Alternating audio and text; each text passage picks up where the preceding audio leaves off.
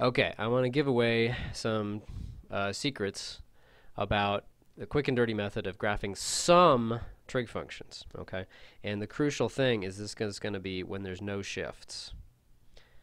Any kind of shifts means you cannot use what I'm going to show you here. But if you don't have shifts, it's good. And for our class, for everything but sine and cosine, we're not doing the shifted versions just to save time, basically. Um, and so for like tangent and secant, things like that, this kind of method is going to work. So here's the deal.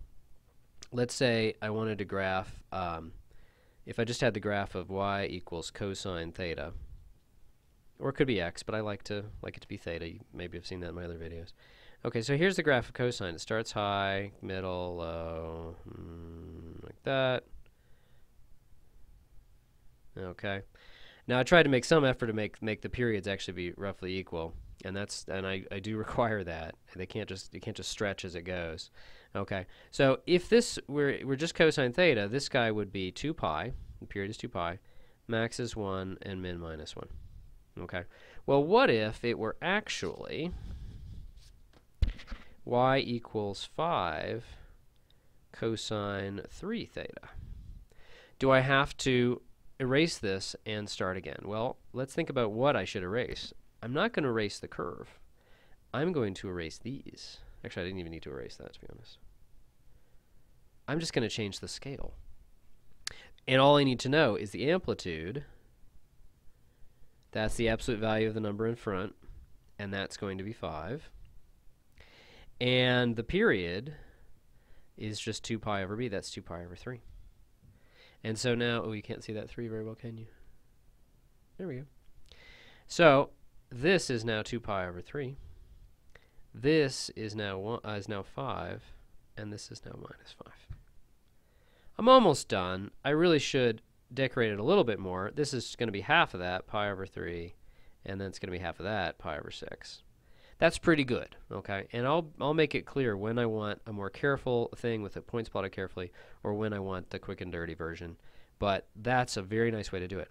It does not work if you have shifts, because I can't just change the scale and have it look exactly the same. Oh, also, we got to watch for negatives. Okay, if it were minus 5 cosine 3 theta, then I couldn't just do this. I would have to draw a minus cosine first. So really the method would be, pay attention to this. Draw either a right side up or upside down cosine. Don't worry about the magnitude of this or this guy yet. And then set the scale based on these guys. Okay. So another example would be, let's say, if I had y equals 6 tan theta over 2. Okay. Now there's no amplitude here, but the 6 does set the scale. Okay. And I want to just talk about that. This is like another video I've got. Let's just graph tan theta, and I claim we can still do the same trick. We're just going to do the standard graph of tan theta. We're just not going to label anything yet. So here's our standard graph. And one very big mistake people make is that they put the next dotted line this width next. It's this whole width. That's the pi width. So you take that whole width and move over. If you're doing it on graph paper, you can even do it better, or you move that whole width over to here. Okay, so don't have two dotted lines that are separated by a certain amount and then have the next ones separated by half that amount. You don't want a dotted line here.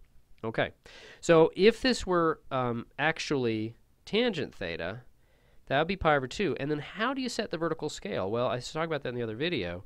It's the point halfway from the 0 to the asymptote. Normally, that's pi over 4. We'll just go ahead and label it as if we're just tan theta without the 6 and the 1/2. And that gives you 1. And then the opposite point is minus pi over 4.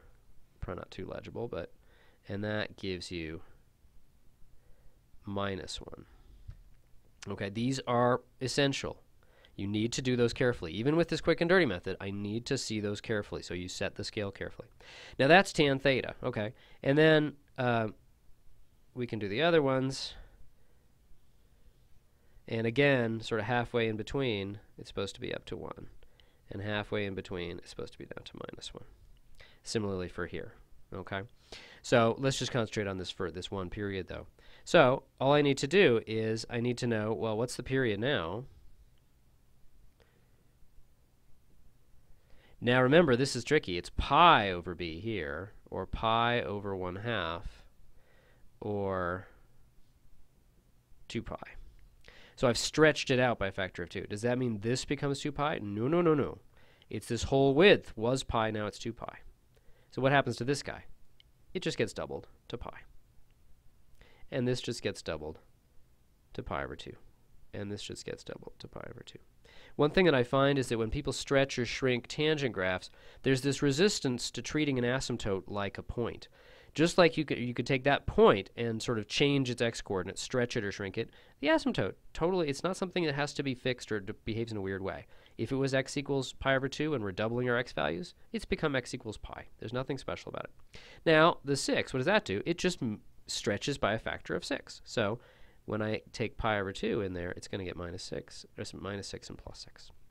And so again, I didn't have to change the graph at all.